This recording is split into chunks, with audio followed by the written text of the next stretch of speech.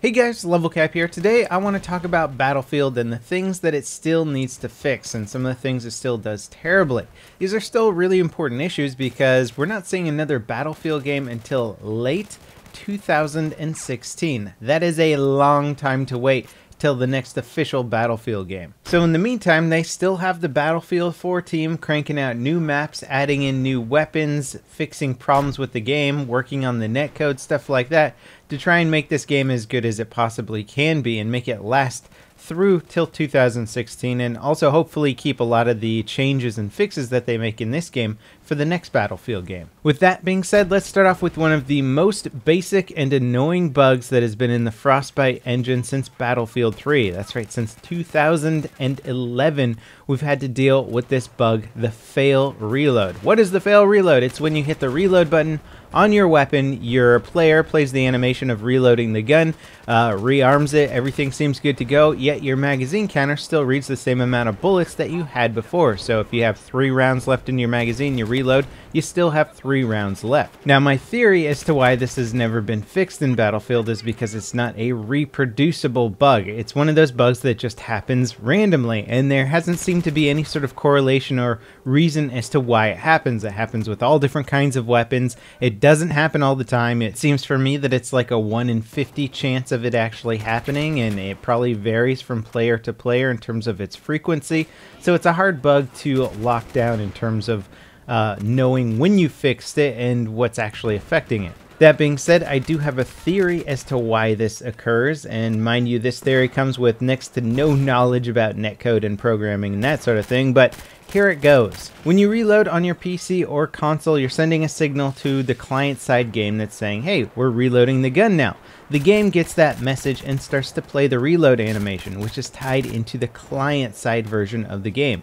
However, the server-side version of the game also has to receive this information, so it can tell other people if your gun's reloaded or not. That way, if you die before you get your reload off, somebody picks up your kit, your gun's going to have the right amount of ammunition loaded in the magazine and that kind of thing. So the server side has to receive all of your reload information. But on server side, it never gets the information that you're reloading at all. Hence the fail reload, where you end up with a magazine that has the exact same amount of bullets in it as before you reload it. Now, if this actually is the cause of the reload fail bug, then there's a fairly simple fix to it. I mean, it would require a bit of coding, but you basically give the server multiple confirmations that you are reloading. So if I hit the R button and on my computer I see that reload process start, it sends one confirmation to the server. If the server doesn't get that confirmation that I'm reloading, then it should send a second confirmation, or it should automatically send a second and even third confirmation, letting the server know that I'm reloading and at what point during that reload I'm actually in.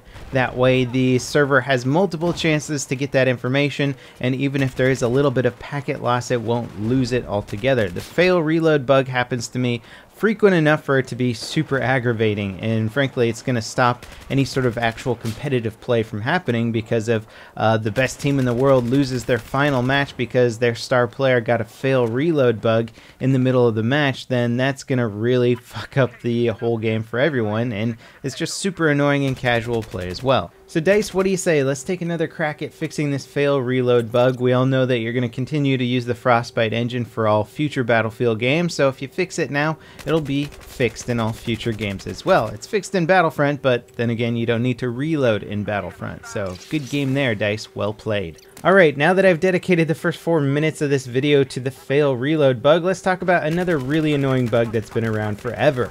Vaulting and hitboxes with vaulting. It is when you jump over an object, leap over a wall, leap over a fence, something like that. You basically vault over it. It looks cool, it looks professional, it looks like how somebody might leap over an object in real life. It's a good addition to the game, except that the hitboxes on your character do not match up. So you get this effect that looks like the invincible vaulting soldier, and I oftentimes just stop shooting at players when they're in the vaulting animation because I know none of my bullets are going to hit. Now, some professional players have figured out where the hitbox is supposed to be, and they know exactly where to shoot, which is not where the soldier is, in order to get a hit marker when somebody's vaulting. The same thing actually occurs when somebody's dismounting from a ladder. When you climb to the top of the ladder and you're transitioning from the top of the ladder to climbing onto the building, you also have a very weird hitbox. There's just issues with the hitboxes and animations in this game, and they really need to be refined and tweaked, because vaulting happens all the time in Battlefield, and I'm sick of not being able to shoot somebody while they're doing it. Alright, another issue that I've addressed multiple times but is still in the game and still has not gotten better is team deathmatch spawning. They've actually changed the spawning at one point where teams all spawn in one giant clump in a specific part of the map, and often that clump is in a terrible location anyway. There's even been situations where those clumps are in direct line of sight of each other, and that was somehow considered a fix. But the problem with team deathmatch spawning is the fact that you can spawn in direct line of sight of the enemy and live half of a second. Not spawning on teammates, not spawning anywhere, but just a random spawn that the game mode chooses for you, yet it puts you in line of sight of like 10 enemies sometimes. Or even worse, sometimes you'll be working on a flank on one part of the map, you'll be pushing up, making progress, and then it just spawns the enemy team right behind you, like 20 feet away. They shoot you in the back. You're thinking, why am I even bothering trying to play this game mode tactically? The spawning is garbage. I could give you 100 different suggestions to fix it, but really somebody just needs to go over the map, look at the spawn locations, change them up, maybe even add in a little bit of cover, and also reanalyze the code for spawning. How close can you be to another player? Why don't you add in cover so people can't be in line of sight of each other? And also make it more of a polarized system so that if one team's spawning on one side of the map, the other team should be spawning on the other side of the map, and not let players spawn in the midst of the enemy ranks and the enemy lines, destroying flanks simply because of having a good spawn. It really shouldn't be that hard to do. Team Deathmatch has been a game mode since the dawn of time, and for the most part games have had pretty good spawn systems and spawn algorithms. Battlefield 3, although far from perfect, did a way better job than Battlefield 4, so why can't we just readopt some of the things that we learned back in BF3 and apply that to BF4? The last thing on the list is somewhat of an exploit rather than a bug, but it's the infrared sight and smoke grenade combo, or smoke mortar, or smoke XM25 round. There's a lot of different ways to deploy smoke in this game. Teams are using them a lot now. It's actually a fairly useful form of cover, but they've also figured out that, hey, while we can also make a really good form of cover to move up and advance our location, we can also run IRNV sights and just waste anybody who isn't using an IRNV sight, because we can see through the smoke and they can't. Cool, great tactic, that's fine. It would be fine if only like 1 or 2 people were using this, but if you play a rush game recently, you're going to be seeing smoke all over the place and IRNV optics all over the place. It's gotten out of hand, it's really annoying, and I think they just need to take away the ability to see through smoke with IRNV optics. IRNV optics have already become very useful because now that spotting is less overpowered than it used to be, in order to pick out enemies among foliage or in the distance, you might need a scope that can pick up heat signatures quickly and easily. So I still think they're good optics, they're very useful, they just don't need to be able to see through smoke grenades, since that has become such a powerful or overpowered effect.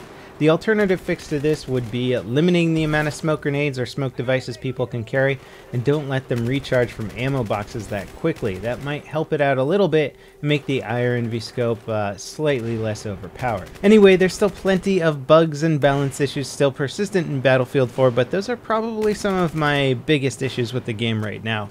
And hopefully we can see them fixed, since we're still going to be playing Battlefield 4 till late 2016. It's definitely worthwhile to take a look at these issues.